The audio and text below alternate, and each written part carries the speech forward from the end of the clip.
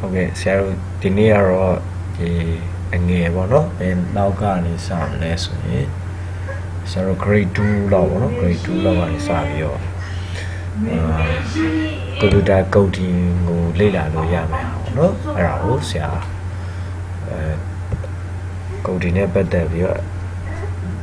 block coding, no? Let's see, ATCH crash,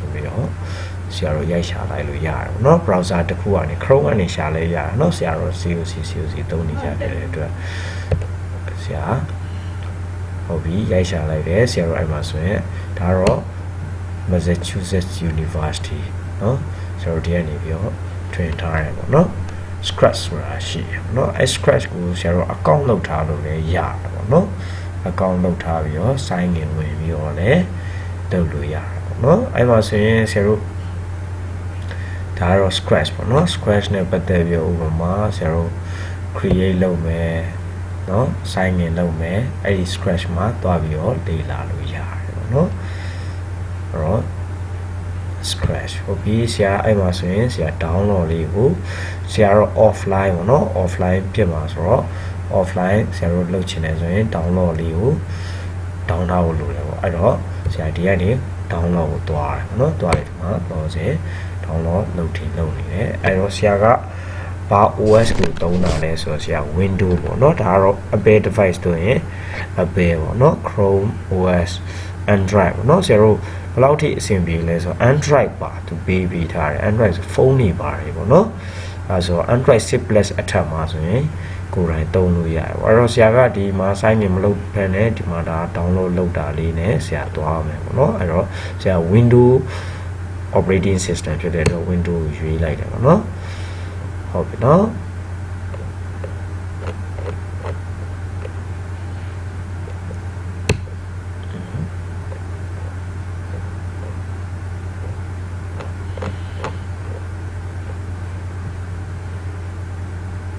requirement download the scratch app scratch app ကို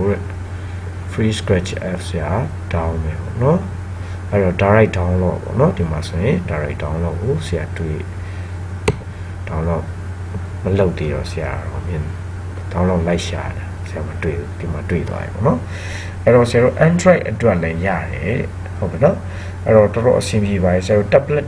လောက်ရှိရင်ကိုဆရာတို့ Android tablet နဲ့ဆရာတို့အလုပ်လိုက်လို့ရတယ်ပေါ့နော်အဲ့တော့ဆရာတို့ account create လုပ်ချင်လဲရတယ်ပေါ့နော်အဲ့တော့ဆရာဒီမှာဒါကတော့သူ့ရဲ့လက်ရှိတွေ့နေတဲ့ဟာပေါ့နော်ဥပမာဆရာတို့ဘယ်လောက်ထိအဆင်ပြေလဲဆိုရင်ဒီမှာဆိုရင်ဆရာတို့ကဥပမာ move ပေါ့နော် move okay ဒီလို block လေးထပ်သွားရမယ်10လမ်းမှာဘယ်လောက်ရွှေ့ပါဆရာတို့ event control 19 click တောက်တွေ့ရင်ဒါကို click လိုက်ရင်ဆိုဆရာဒီမှာကလေးလိုက်ရင်ဒီဘက်က screen ဆိုဒီလိုလေးတွေပေါ့နော်ဒါဘာနဲ့တူလဲဆိုတော့ဆရာတို့ programming ရဲ့အခြေခံပဲပေါ့နော် programming အခြေခံကဆရာတို့ကစာရေးအများကြီးမရေးဘဲနဲ့ဟုတ်ပြီနော်ဒီဟာလေးတွေကလောလောဆယ်ဒီ sprite လေးကနောက်ပိုင်းကျရင်တင်ရင်းနဲ့ပြောင်းသွားလို့ရတယ်ဟုတ်ပြီနော်အဲ့တော့ဆရာတို့ဒီမှာလဲ tutorial လေးတွေရှိရပေါ့နော်ဒီမှာ tutorial လေးတွေပုံမှန်ကလေးတွေကိုဘယ်လို coding သူများတွေဟာ coding for kids ဟောကလေးတွေအတွက်ဒါမျိုးဟိုဟာပြုတယ်ဘယ်မှာလဲတက်ရဖို့လဲဟိုဟာမပြုဘူးဟိုဘယ်လိုအပ်ဖို့တခါလေကြာရင်တချို့နာမည်ကြီးတဲ့ဆရာတွေပေါ့နော်အဲ့လိုဆရာတွေမှာအပ်ဖို့ဟိုကိုမှအချိန်မရလိုက်တာတော့เนาะအဲ့လိုမျိုးကိစ္စလေးဖြစ်လဲစိတ်မပူပါနဲ့ဒီကနေပြီးတော့ဝင်ပြီးတော့လေ့လာလို့ရတယ်အဲ့တော့ဆရာအခု offline download တာ offline installer ပေါ့เนาะဆရာတို့ offline ဆိုတာကဆရာတို့ကွန်ပျူတာထဲမှာ internet line မရဘဲနဲ့လေဆရာတို့လေ့ကျင့်နေလို့ရတယ်ဆိုတဲ့ဟာပေါ့အဲ့တော့ဆရာ down လိုက်တယ်ပေါ့เนาะ window ကိုရွေးတယ်ရွေးပြီးတော့ဒီမှာ down တယ်ဒီမှာဆရာ scratch ရပြီဆရာအဲ့ဒါကိုဆရာဥပမာ right click show in folder ပေါ့เนาะဆရာ folder မှာဆရာဟုတ်ပြီဆရာ run as right click ထောက်လိုက်တယ်เนาะ right click ထောက်လိုက်ပြီးတော့ show in folder လောက်တယ်ပြီး right click ထောက်တယ် run as administrator ဆိုရင်ဆရာ run လိုက်ပါเนาะအဲ့တော့ဆရာ yes လုပ်ပေးရမယ်ဒီမှာ yes လုပ်ပေးတယ်ဆရာဒါကြီးကို minimize လုပ်ထားလို့ရတယ်ပေါ့เนาะ or yes လုပ်တယ် anyone who use it only for me တိချက်ခိုင်းတိချက်ခိုင်းဆိုတော့ anyone ဒီဆရာ computer ဘယ်သူသုံးတရားကိုသုံးလို့ရအောင်ဆိုတော့တခြား user account လုပ်ခင်လည်းရအောင်လို့ဆရာလုပ်ထားပြီးရပါတော့အဲ့တော့ဒါဆိုရင်ဆရာ scratch ပေါ့နော် scratch ကကလေးတွေ programming science ရအောင်သုံးလို့ရတဲ့ဟာပေါ့နော်အဲ့ဒီဟာလေးကိုလေ့လာပြီးတော့ဆရာနောက်ကြရင်အလင်းသင့်တယ်လို့ပေါ့နော် project အငယ်ကနေစပြီးတော့တင်ပြီးသွားပါမယ်ဟုတ်ပြီဆရာတို့ဒါ install လုပ်တာတိတ်မကြပါဘူးเนาะတော်တော်အဆင်ပြေတယ်ဘာလို့လဲဆိုတော့ Android အတွက်လည်းအဆင်ပြေတယ်ဟုတ်ပြီเนาะဆရာတို့ဒီ Chrome browser အပေါ်မှာလည်းအလုပ်လုပ်မယ်ပေါ့เนาะဆိုတော့အဲ့တော့ run scratch ပေါ့ဆရာ run ပြလိုက်ပါတော့လက်ရှိဒါအဆင်ပြေတဲ့အကြောင်းကိုဆရာ run ပြမယ်ဟုတ်ပြီเนาะအဲ့တော့ဆရာ run ပြမယ်အဲ့တော့ဆရာဒါလေးကိုပိတ်လိုက်ပေါ့နော်ဆရာဒီမှာဆရာ sign in နေပါတယ်မလုပ်ထားဘူးเนาะဘာမှမလုပ်ထားဘူးအဲ့တော့ဒါလေးပိတ်လိုက်မယ်ဆိုလိုတာကဒီမှာ sign in မလုပ်ထားဘူးဆရာ account နေပါတယ်မလုပ်ဖက်နဲ့ဆရာတိုက်ရိုက်ပဲပေါ့နော်ဆရာ computer ထဲမှာပဲလုပ်မယ်အဲ့တော့ဆရာမ share ဘူးပေါ့နော်ဒီ team ကိုမ share ဘူးဆရာနည်းနည်းသူတို့ team ပြန် share နေတော့ပေါ့နော်အဲ့တော့ဒီ interface လေးကိုတွေ့မယ်အဲ့တော့ဒါကိုဆရာတို့အခေါ် sprite လို့ခေါ်တယ်ပေါ့နော်ဒီ account လေး character လေးပေါ့နော် character လေးကို sprite လို့ခေါ်တယ်ဆရာတို့အဲ့ဒီ character လေးကိုလည်းရွေးလို့ရတယ်ပေါ့နော်ဟိုမှာ choose a sprite ဆိုရင်ဆရာတို့ဘယ်သူလဲဒီကိုကြိုက်တဲ့ဟာကိုဒီမှာ animal တွေကနေမှရွေးရင် animal people တွေ all ဆိုရင်တော့အကုန်လုံးရောနေတာပေါ့နော်အဲ့ထဲမှာရွေးလို့ရတယ်အဲ့ဒါ sprite ရွေးတယ်လို့ခေါ်တယ်ပေါ့နော်အဲ့တော့ character เนาะဘာကောင်လေးလဲဥမာဆရာဒီဥစ္စာကိုရေးမယ်ပြီးရင်ဒီ sprite ကိုမသုံးတော့ဘူးဥမာဆရာဒါကိုရွေးလို့ရတယ်ပေါ့နော်ဟုတ်ပြီเนาะပြီးရင်ဆရာဒီမှာ left click လေး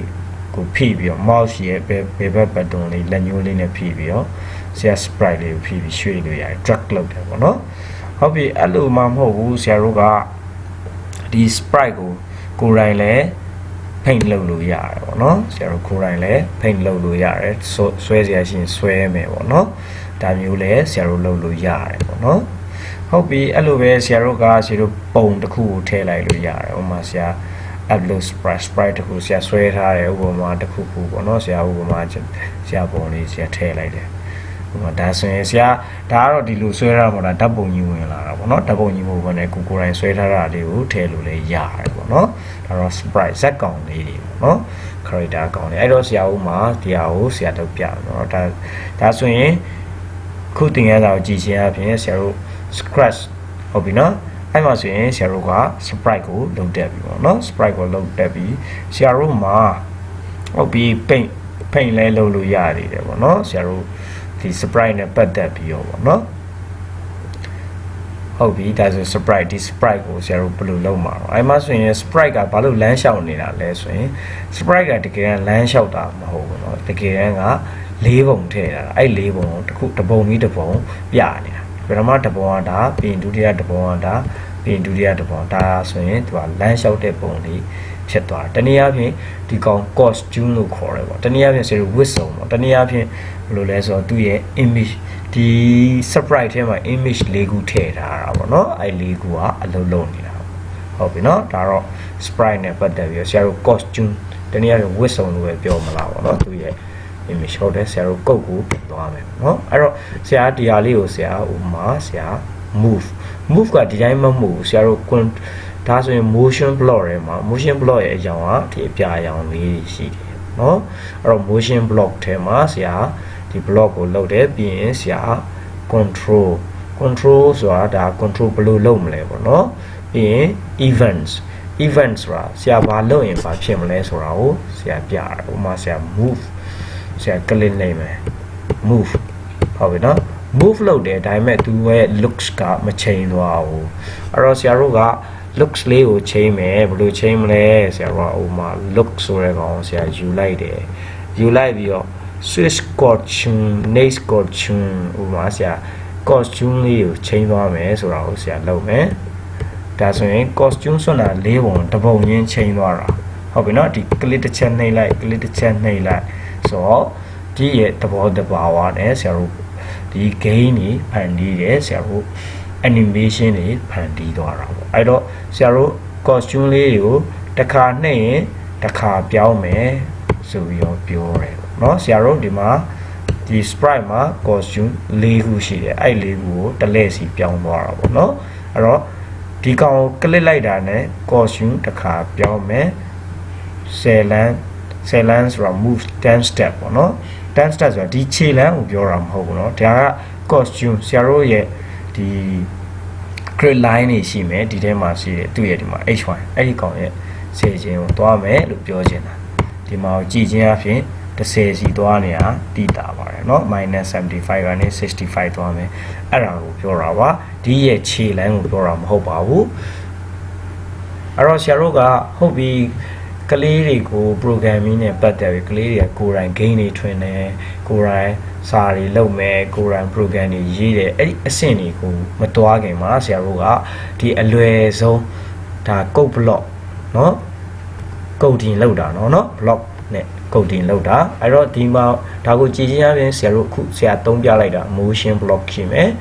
ဆရာတို့ဒီမှာဆိုရင် control event ရှိမယ်အဲ့တော့မှာဆရာကဥပမာတစ်ချက်နှိပ်ရင်ဘယ်နှခါလုပ်မယ်ဟုတ်ပြီเนาะ repeat ဒါမျိုးတွေကြားရဲကိုဆရာထည့်ပလိုက်လို့ရတယ်ပေါ့နော်ဥပမာ repeat 10 time ဆရာတစ်ချက်နှိပ်တာနဲ့ဟော repeat 10 time ဒါကဘာလဲဆို control က10က repeat လုပ်ပါမယ်ဆရာ10ကမဟုတ်ဘူးဒီထဲကိုဝင်ပြီးတော့10ခါပဲလုပ်မယ်ဆရာတစ်ချက်နှိပ်လိုက်တာနဲ့ဟုတ်ပြီနော်အဲ့တော့မှဆရာတို့ကဟုတ်ပြီတအားမြန်နေမှာဆိုလို့ဆရာ wait 1 second ကြီးသွားရတယ်ပေါ့နော်ဟုတ်ပြီနော်ဒါမျိုးလေးတွေ